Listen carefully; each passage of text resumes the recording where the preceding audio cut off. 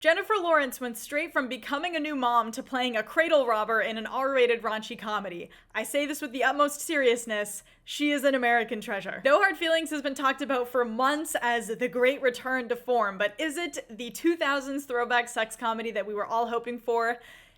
Yeah, kind of. This was written and directed by Stupnitsky, who is the co-creator of the recently very popular Jury Duty show, but he also did Good Boys in 2019. He co-wrote Bad Teacher Year One. He's definitely developing a brand. And in this sex comedy subgenre, you might think of like the sex-positive female-led type, like The To-Do List starring Aubrey Plaza, very underrated movie that's streaming on Tubi, or Superbad where the guys just want to get laid. But No Hard Feelings actually does something very interesting and subverts the horny guy trope and makes it so that Jennifer Lawrence is seeking him out and he rejects her. She plays Maddie, a broke Montauk native who's 30-ish. She's an Uber driver who's at risk of losing her family home because the area is being taken over by rich vacationites. So she answers a Craigslist offer to date the introverted 19-year-old son of a wealthy couple. They basically just want their son to get laid before college in exchange for a car after hers is seized from her. The kid, Percy, is played by Barth Feldman, who is like a Broadway prodigy. He started playing Evan Hansen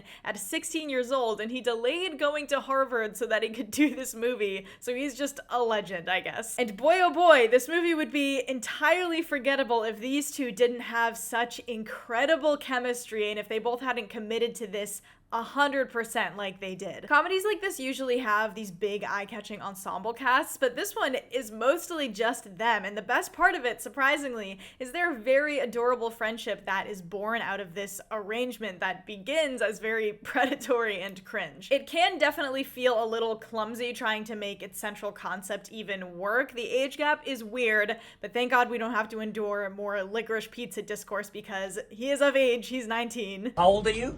18. Say that again? 18. I don't need this. And it did feel kind of yucky at the beginning. Like, it does tread into this territory of playing his discomfort off as a joke, but it's kind of the point. Jennifer Lawrence's character is definitely not meant to be sympathetic at first. She kind of sucks, but she grows a lot over the course of the film and learns from this relationship and his belief that intimacy is special and that you can be with someone who wants to learn about you.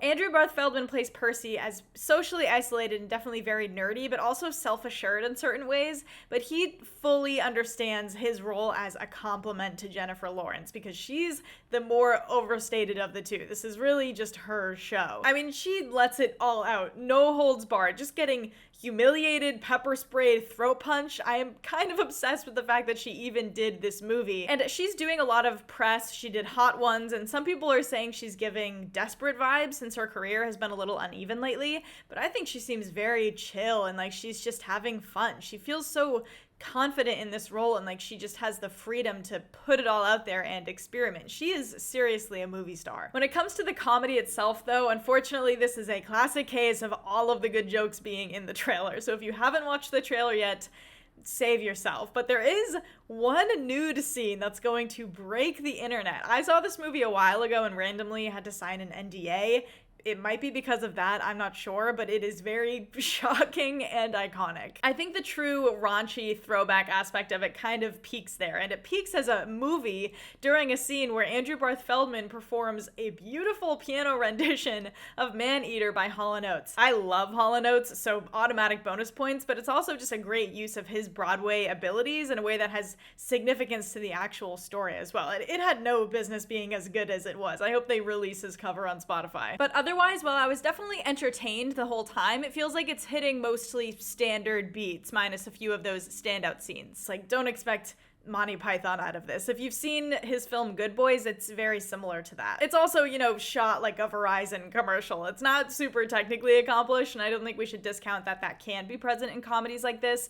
It feels a bit unfinished and maybe choppy, which I think are both an editing thing, both with the sequence of scenes and even the comedic timing of the cuts in some moments feels off. There's terrible ADR in the first like 30 seconds, so I think in that sense it actually has more in common with like a streaming movie than it does with a new great American comedy. There was also one thread about her resenting his family because they're some of the rich people displacing the Montauk residents that I think he could have done a little bit more with. There's a moment of jealousy that I didn't really find believable. I will say though, I thought his parents were really good. Matthew Broderick is as funny as always, and I loved Laura Benanti. She brought something really fun to it. So all in all, I think that Gene Stupnitsky's work has a certain layer to the comedy or edge that's missing that prevents it from being like next level good, but this is absolutely a really fun and surprisingly heartfelt watch that is more than held up by like inspiringly committed performances from Jennifer Lawrence and Andrew Barth Feldman. So I'm going to give No Hard Feelings 3 out of 5 stars. That's my critic score. Like, I think better comedies have come out this year, things like The Blackening or Blackberry, but No Hard Feelings is filling a cool space. It really does have that low stakes raunchy vibe. I think it's gonna kill it on streaming, but it's also great to see on the big screen in a crowd. Take your friends, have a nice night with it. I feel like there have been so many like big franchise, big implications movies coming out, so it's nice to just go and have a laugh. But let me know your thoughts on No Hard Feelings, guys. What have you thought of the comedies that have come out this year? Don't forget to like and subscribe and keep an eye out for more videos soon. Thanks for watching.